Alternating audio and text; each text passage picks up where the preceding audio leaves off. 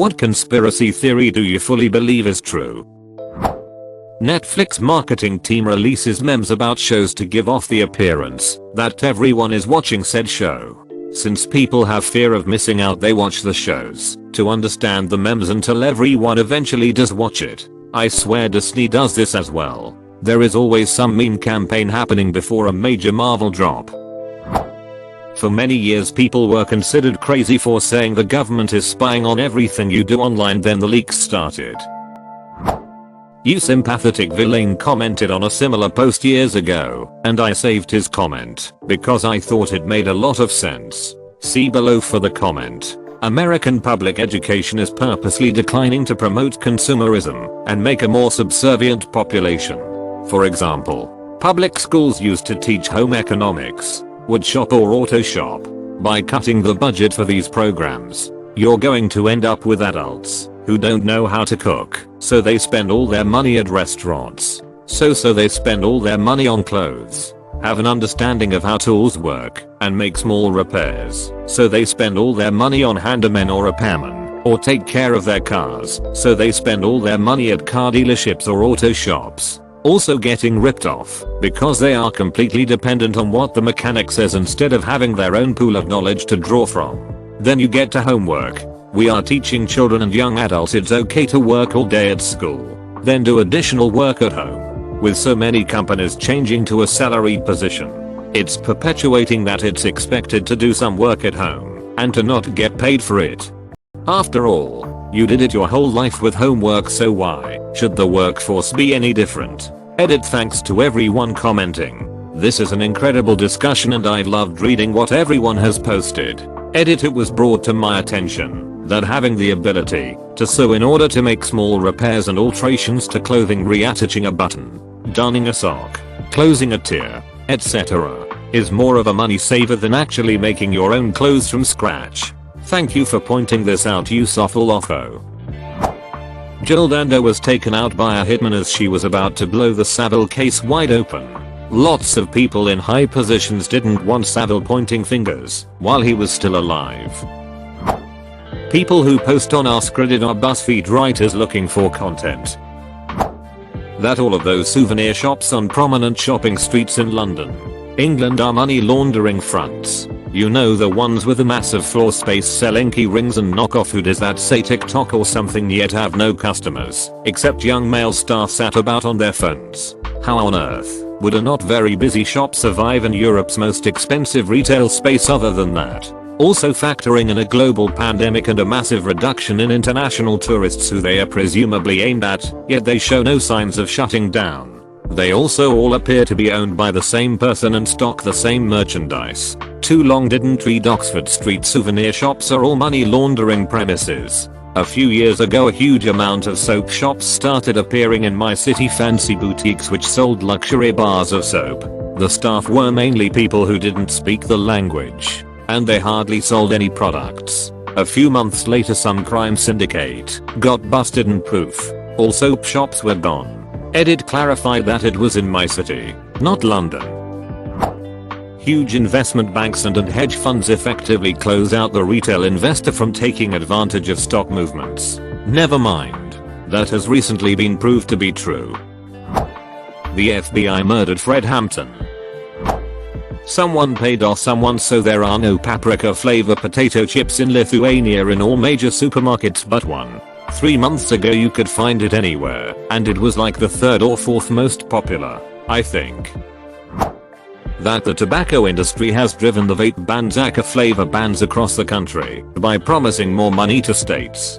There's this misconception that big vape is the same as big tobacco, and a lot of that has to do with Juul, who is owned by Altria. Juul didn't even start out as Altria, but they eventually bought it. When Juul wasn't owned by Altria, they had more tame ads, and while they were the choice of teens, they weren't explicitly targeted. Once Altria bought Juul, some funky shit went down. Juul ads began having more colorful and cartoonish ads, or what most people would classify as ads appealing to children.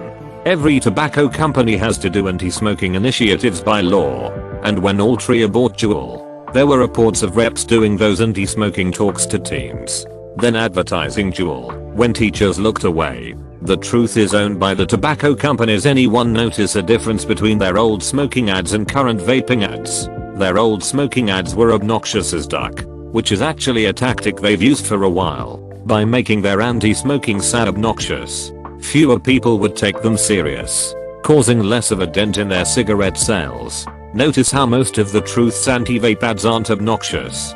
Best part is, long after Altria bought Juul, Juul was in a California court, and their attorney literally said, "Your Honor, can't you see that this is all a tactic by Big Tobacco to stop vaping to get their customers back? Juul is Big Tobacco. I can't help but feel they did that to make those of us seeing this shit sound crazy."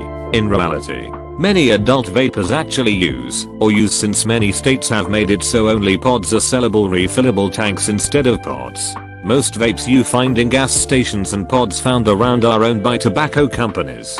And there's a massive quality difference. Using a gas station vape or a pod feels no different to me than smoking. And I got respiratory infections, like I did when smoking with them. On the other hand, most refillable liquids were made by small businesses and many of those have zero interaction with tobacco. A lot of those get their nicotine from tomatoes and tea, not tobacco. So, Big Tobacco saw zero from small vape businesses. There's also a huge quality difference, in that I can feel my lungs healing from my years smoking with a small business refillable juice, while the tobacco owned pods make me feel like I'm reopening smoking wounds. The thing about the flavor ban is, a lot of us actually don't really care about flavors. Like, yeah, my coffee cheesecake is a nice bonus, but what I care more about is being able to breathe. Only the refillables do that for me. However, if there's no flavors, how can a business stay around? I mean, all they'd sell is tobacco flavor, and that's not enough to keep a small business open.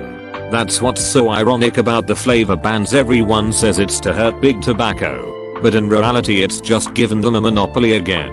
Only Big Tobacco can afford to only sell tobacco flavored products. The small businesses we should be helping fight Big Tobacco have been closing down because they can't compete with Big Tobacco anymore. Thanks to these laws, then, a lot of area that banned flavors are seeing teens smoke traditional cigarettes again.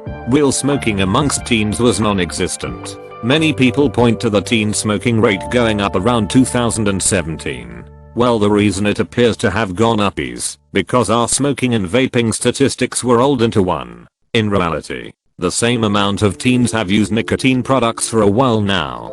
They just stopped smoking.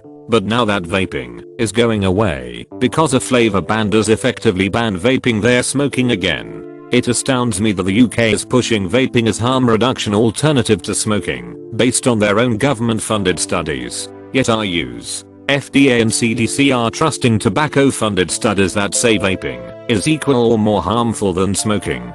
Then what do the states get from this? More money. Vaping hadn't fallen under the traditional tobacco taxes, and they didn't give money for the Mesa Settlement Agreement MSA. What the MSA did was give states a certain amount of money for each pack of cigarettes sold. 0.50 per pack was the highest some states got, and if you look at the timelines, the states that got that much were the first to enact flavor bans, while states that got less dragged their feet. Which this all sucks, because I try to tell anyone anything positive about vape flavors. They think all I care about is a quick buzz. No, what I care about is having a safer alternative to improve my health. Smoking did a number on me, but I've actually gotten healthier after starting vaping. And thanks to refillable tanks, I've been able to titrate my nicotine to now where I've got 0.5 milligrams of nicotine per milliliters, and will be able to stop altogether in a month. That's not something you can do with traditional cigarettes or pods.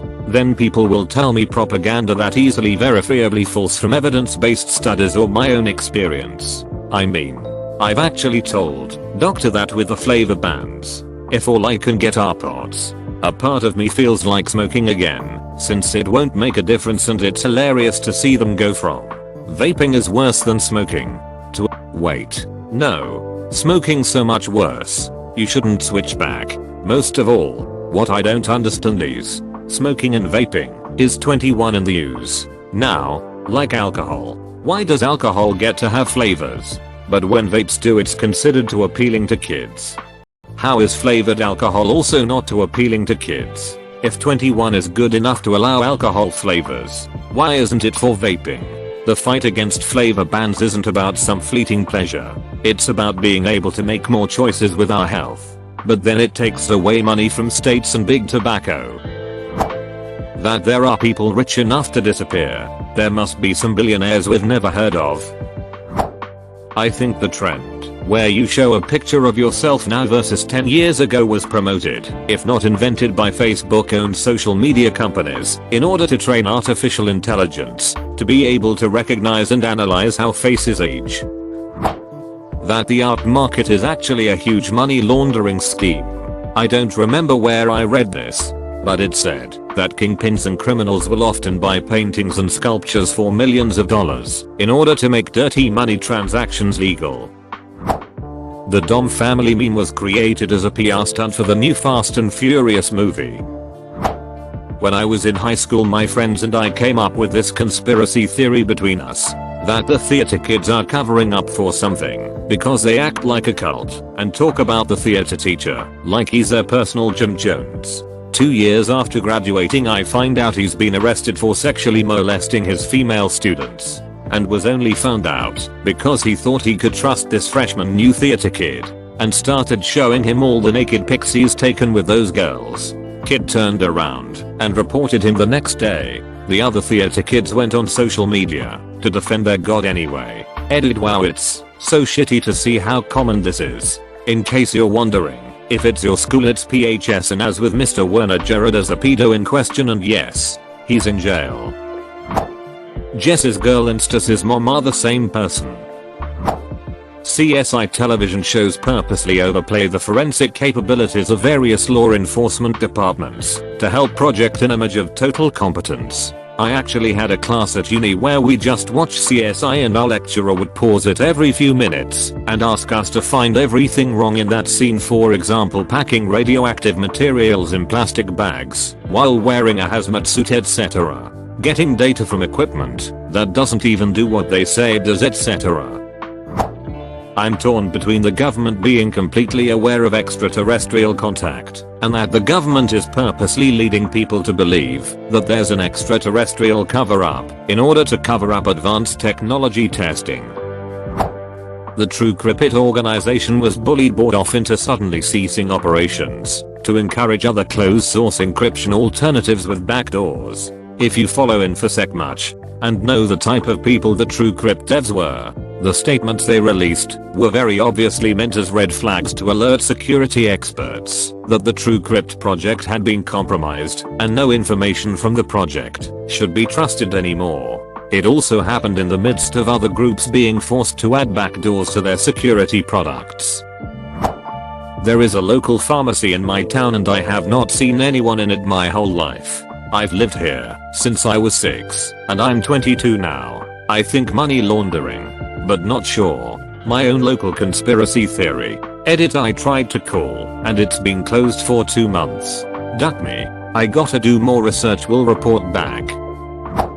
Operation Northwoods Link, where the Joint Chiefs of Staff conspired to destroy their own property, kill US citizens in order to raise popular support for a war with Cuba. Thank God Kennedy nixed it.